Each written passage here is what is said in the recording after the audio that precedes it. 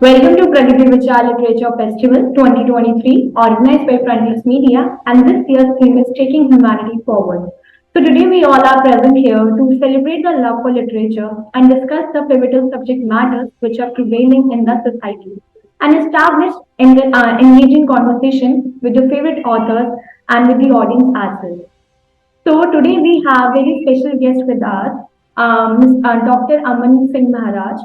Welcome, sir, and we're immensely glad to have you on board today for the PVLF 2023. Welcome. So today, Thank you. so today's session theme is history and mythology, and under this session theme, the topic is journey from illusion to reality. So I'll start with introduction. So Dr. Aman Singh Maharaj lives in Durban, South Africa. Considering himself to be a traveler with an avid interest in anthropology, he never ceases to be enthralled by the sheer kaleidoscope of cultures, diversity, and architectural marvels that the world has to be offered.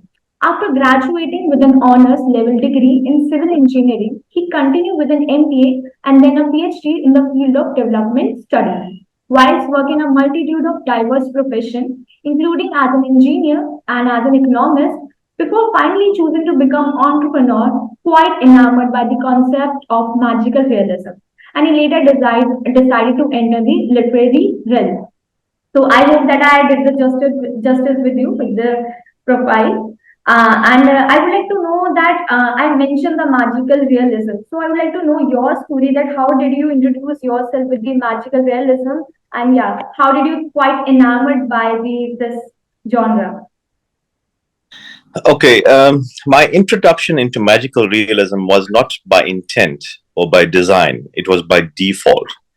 When I wrote the novel and I gave it to a literary professor to edit, she told me, "Hey, Aman, do you know you've written in the magical realism style?" And I said, "No, I need to go read up on it because I have not formally studied English literature at all. I'm an engineer." And then I realized she was right once I did the research. I Once I did the research, I'm happy in the fact that I didn't delve too deeply into magical realism because if you go too deeply into it, then the story moves away from being contemporary literature. It becomes fantasy, and I'm not a lover of fantasy literature. It doesn't work for me. The two authors that are famous for using magical realism is Gabriel Garcia Marquez, who wrote Love in the Time of Cholera, and the other Latin American authors. Um, and I think he wrote 100 Years of Solitude as well. The other gentleman who writes with magical realism, but it's a bit too abstract for me, I can't understand it, is Salman Rushdie. It's beyond me, and no offense to him, but it's just way, way, way out. And I prefer to read something that's a bit more linear and has some sort of logic to it. So yeah, there is elements of magical realism, and it's still set in the current earthly realm, but you bring in mystical concepts into it to enhance the story. So I'm just asking one question. It is of the record or of the video that you mentioned the Gabriel Marquez and the book The 100 Years of Solitude. So have you read the book? And I would like to know what how is this book because I'm looking forward to read this one. I read the book some years ago. I even saw the movie. I think it was Javier Bardem that played the one of the roles there, if I get it right. Oh no, that was a Love in the Time of Cholera. Anyway, his books are heavy. Um, I'm the kind of person who likes heavy books. Don't give me pulp fiction. I'm the kind of guy who likes authentic literature where literature was the only form of entertainment. The likes of Thomas Hardy, Charles Dickens, and so forth. To me, those were the real authors, the real writers, because they got into the guts of people's emotions. And it's the same with Gabriel Marquez. Marquez. Unbelievable writing, very lyrical. Even though it's a translation, you'll still get the lyricism of the prose itself. But it is very heavy. You are going to go through highs and lows with the writing itself. So I would recommend it, yeah. Yeah, okay, thank you so much. So coming back to the questionnaire round. So yeah, my first question that you have written your debut book, The Aliens with Destiny, right? So which talks about the history, racism, colonialism. So what was your notion behind touching upon such intense nuances in your debut book? See, Jyotsna, I assume you live in Delhi, right? So Delhi is a globally well-known city. You speak to anyone, even in some cave somewhere, and you mention Delhi, they're gonna know it. I stay in a city called Durban. Now, whilst Durban may have 5.5 million people, it doesn't have the same global brand as a Delhi or a Mumbai.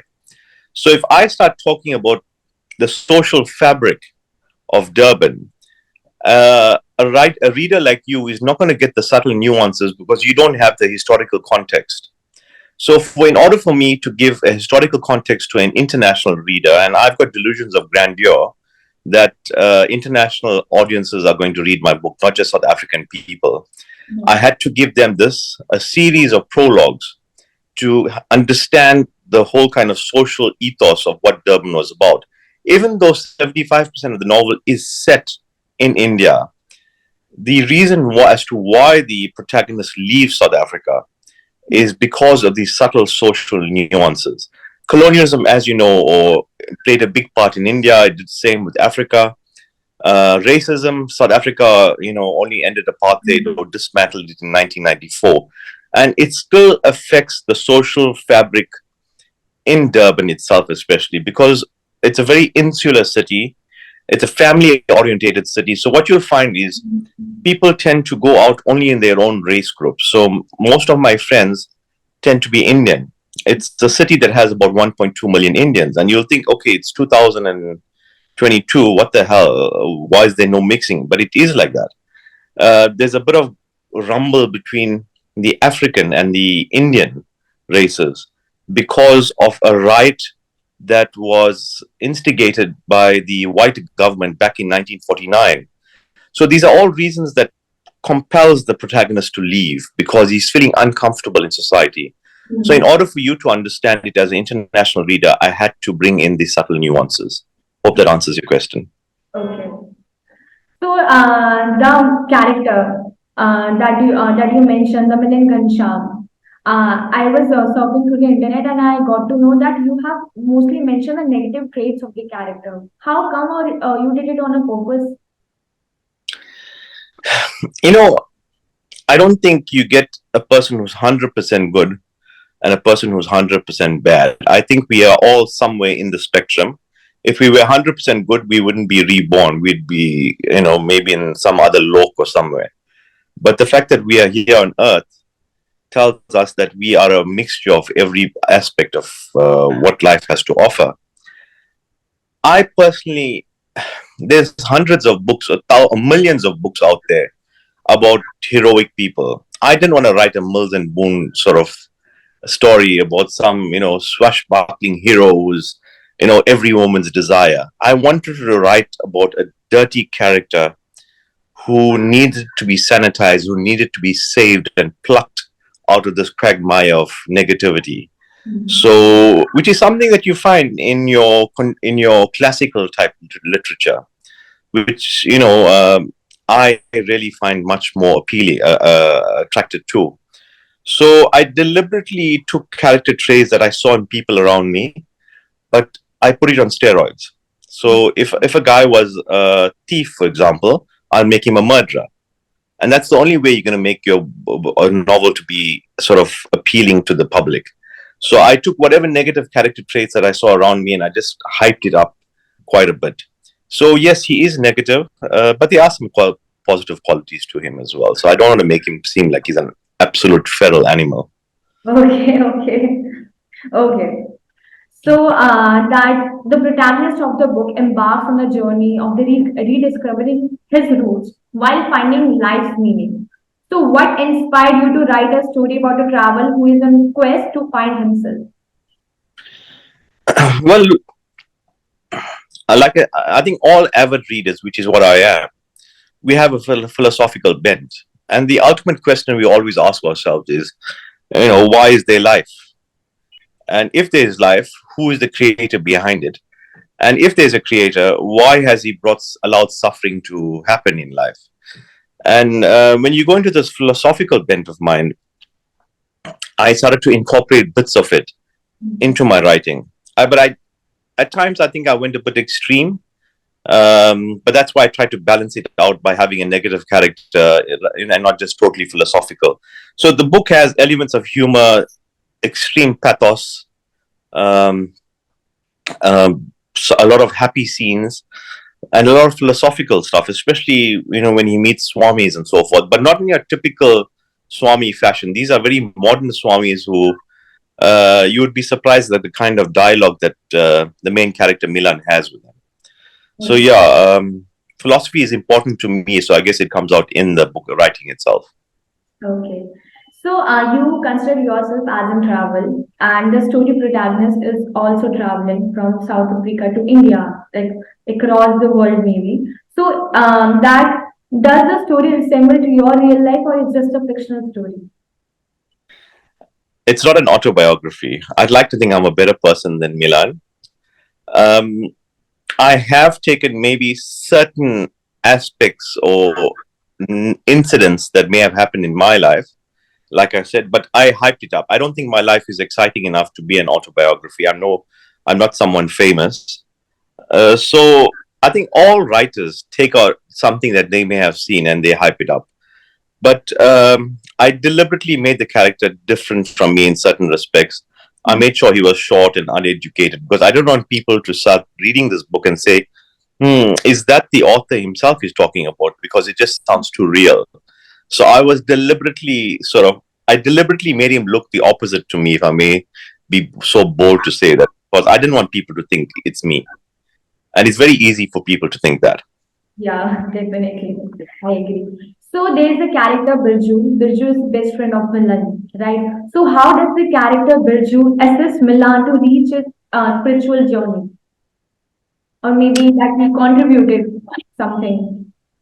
So Bilju almost represents an alter ego to Milan and a sounding board as well, and a companion. Everyone who travels needs a companion. Not many people are able to travel alone. I generally do. I've been to India probably about 20 times, and many times alone as well. But Biju was brought in to create conversation pieces, odd pieces of conversation between Milan and Birjo, so that the reader gets to understand certain philosophical aspects under the guise of humor. So he was deliberately brought in as well. Okay. So that the protagonist, the Milan Ghanshyam, offer delves into the complexities of life's true meaning and purpose. So what is the true meaning of life according to you? I've met many swamis myself. I think one of the reasons one starts questioning life is when you've suffered. I think I've been through more than my fair share of suffering without getting into the nitty gritty of it. And when you suffer, you don't want to undergo it again.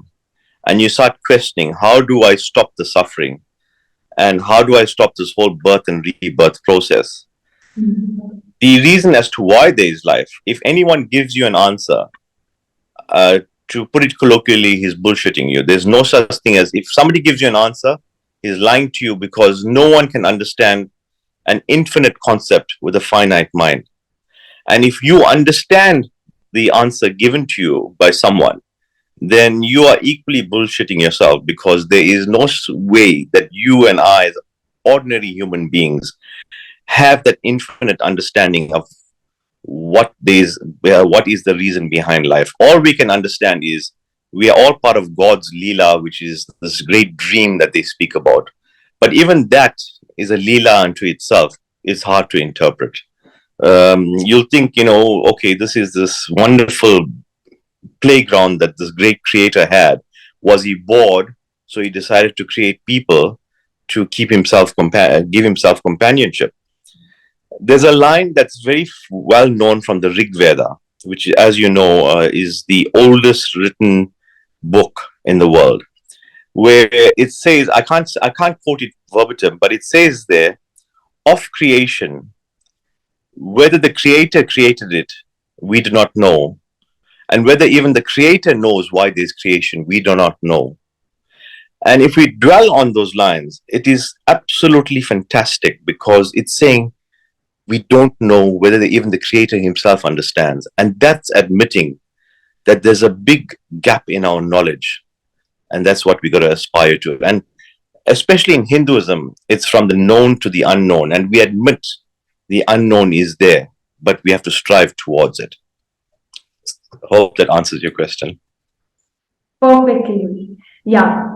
So that your book title is Dealings with Destiny. So I would like to know that when you were, deciding the title of the book, so how come you with this title?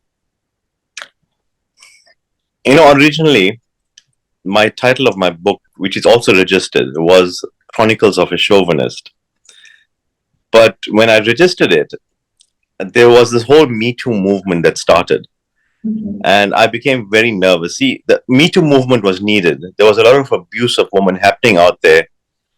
But one of the negative side effects of it was it started to suppress, um, I would say, male orientated authors. They became nervous about writing misogynistic stuff. And there's a fair bit of misogyny in my novel. So it was only when guys like Andrew Tate, I don't know if you've been following on social media, he's a bit extreme, but they started opening up those doors again to where alpha males could speak. Because I believe myself to be an alpha male, and I'm saying that egotistically, but we were also suppressed during this period. Right. So the doors opened, and I sort of became braver, but I just changed the name. I liked Dalliance with Destiny because whilst Chronicles of a Chauvinist will be picked up even by a feminist, she'll say, you know what, let me read this to see what this man has to say. And she'd probably swear me in the process because it has a certain ring to it. But it didn't give the full picture of what the book was about. Because the book is about mysticism. It's about trying to find yourself. There's, like I said, a fair degree of philosophy. Hmm. And, we are questioning, are we in charge of our fate or is fate in charge of us? Hence, a dalliance with destiny. Who is in charge? And I like the fact that it has a bit of alliteration as well, the double D's and stuff like that. It reads well off the tongue. Right, right. But that's the reasons, yeah. Okay. So my last question to you, that an illusion shared by everyone becomes a reality. Can the same be said about mythology? So please express your thoughts. Sorry, I didn't hear that. Repeat that. An illusion shared by everyone becomes a reality. Can the same be said about mythology? Please express your thoughts. What you may be alluding to is a famous concept brought about by John Kehoe. What you conceive, you shall achieve. Um, and I did mention the journey of understanding Godhead is from the known to the unknown. But I personally find mythology, there's a hell of a lot of mythology in Hinduism. Right. But people get immersed in the mythology. Like, for example, if I may use the example of Ravan, and he's 10 heads. Now, each head, from a philosophical point of view, represents a negative character trait in a human being. And it's about chopping off those heads or removing those negative, whether it's avarice or lust or ego or whatever. Yeah. So I believe the mythology helps those who are not at that level of thinking to understand the philosophical aspects of it. But they have to understand that you can't just stop at the mythology. The mythology behind it sits actual philosophy that is going to be more enlightening. So I think mythology, especially under Hinduism, as I'm a Hindu, opens that doorway. But it's not the destination, it's part of the journey. Okay. So, with this, thank you so much, Aman sir, for joining us today and providing some, thoughtful things with us. And I have enjoyed the session with you, and I'm hoping that the audience also enjoyed it. So, thank you.